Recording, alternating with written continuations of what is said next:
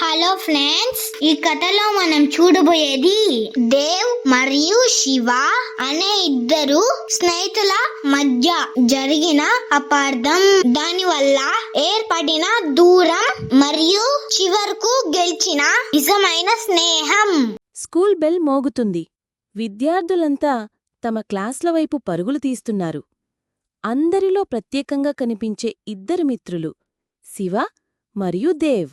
ఒకరికోసం మరొకరు అన్నట్టు ఉండే వీరిద్దరూ ఒకటే బెంచ్, ఒకటే లంచ్. ఒకరోజు టీచర్ క్లాస్లో చెప్పారు, పిల్లలు, రేపటిలోగా ప్రాజెక్ట్ అందరూ సబ్మిట్ చెయ్యాలి. ఇది మీ గ్రేడ్కు చాలా ముఖ్యమైనది. ఆ రోజు రాత్రి శివకు తీవ్రమైన జ్వరం వచ్చింది. అతని తల్లి దేవ్కు చెప్పింది, శివకు నిన్న సాయంత్రం నుంచే జ్వరం ఎక్కువయింది. శివా, నువ్వు బాగా నిద్రపోరా, నీ ప్రాజెక్ట్ని నేను తయారు చేస్తా. రేపు నేను సబ్మిట్ చేస్తా. మనిద్దరిది ఒకే పననుకో. థ్యాంక్స్ దేవ్, నువ్వే నా నిజమైన మిత్రుడివి. శివ ప్రశాంతంగా నిద్రపోతాడు. దేవ్ రాత్రంతా కష్టపడి ప్రాజెక్టు పూర్తి చేస్తాడు. మరుసటి రోజు దేవ్ స్కూల్కి ఒంటరిగా వచ్చి దేవ్ 2 ప్రాజెక్టులు సబ్మిట్ చేస్తాడు.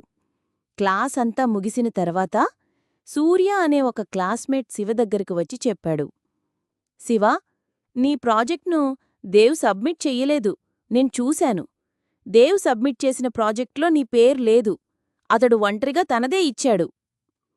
ఏంటి, నిజంగా నన్ను మోసం చేశాడా దేవ్? అప్పుడే దేవ్ తన బ్యాగ్తో వస్తాడు. దేవ్, నన్ను ఎలా మోసం చేశావు?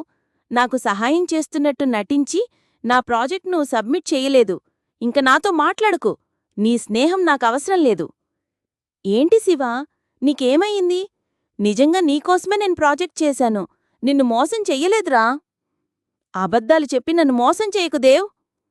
అలా చెప్పి శివ వెళ్ళిపోతాడు. దేవ్ మనసు కదిలిపోతుంది. అతనికసలు ఏం జరిగిందో అర్థం కాదు. ఆ రోజు నుండి ఇద్దరు మాట్లాడుకోలేదు. లంచ్ వేరువేరు, స్కూల్ టైం వేరువేరు. దేవుకి ఏమీ అర్థం కాకుండా రోజూ శివను చూస్తూ దిగులుగా ఉంటాడు. సూర్య మాత్రం దూరం నుంచి చూస్తూ సంతోషపడతాడు, తన వల్ల వీరి స్నేహం విచ్ఛిన్నమయిందనుకుంటూ. కొన్ని రోజులు గడిచాయి. ప్రాజెక్ట్ మార్కులు వచ్చాయి. దేవుకి మంచి మార్కులొస్తాయి. శివ ఆశ్చర్యంగా చూస్తాడు. శివ క్లాస్ అయిపోగానే టీచర్ దగ్గరికి వెళ్తాడు. మేడం, నేను ప్రాజెక్ట్ సబ్మిట్ చేయలేదు కదా, మరెందుకు నాకు ఈ మంచి మార్కులొచ్చాయి? టీచర్, శివా, నీకు జ్వరం ఉండటంతో నీ స్నేహితుడు దేవ్ నీకు నష్టం కాకుండా ప్రాజెక్ట్ సబ్మిట్ చేశాడు. అయ్యో దేవా, నేను ఎంత పెద్ద తప్పు చేశాను.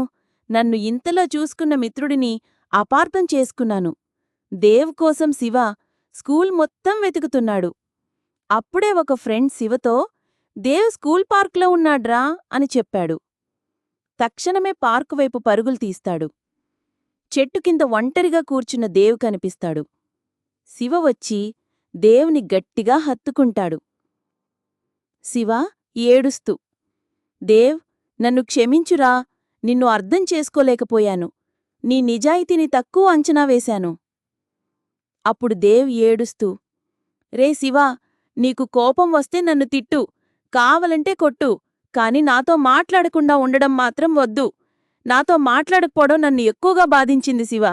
ఇప్పటికైనా నువ్వు నాతో మాట్లాడవు, అది చాలురా నాకు. నిన్ను కోల్పోతానేమోనన్న భయంతో నాకు నిద్ర కూడా రాలేదు. శివ మళ్ళీ దేవుని గట్టిగా కౌగిలించుకుని, ఇంక నుండి మనల్ని ఎవ్వరూ వేరు చేయలేరు, లవ్ యూ రా బేవ్. ఇద్దరూ కన్నీళ్లు తుడుచుకుంటూ గట్టిగా హత్తుకుంటారు. స్నేహం అనేది అనుమానంతో చీలిపోవచ్చు, కానీ నిజాయితీతో, క్షమాపణతో మళ్ళీ కలుస్తుంది. స్నేహం అంటే తప్పులు జరగకూడదని కాదు, ఆ తప్పుల్ని అర్థం చేసుకొని క్షమించే మనసు కలిగిన వాడే నిజమైన స్నేహితుడు. చూశారు కదా ఫ్రెండ్స్, మీకు ఎలా అనిపించింది? ఇలాంటి ప్రేమతో కూడిన నీతి కథలు చూడాలంటే మన ఛానల్ సబ్స్క్రైబ్ చేసుకోండి ఫ్రెండ్స్. బాయ్, నెక్స్ట్ వీడియోలో కలుసుకుందాం.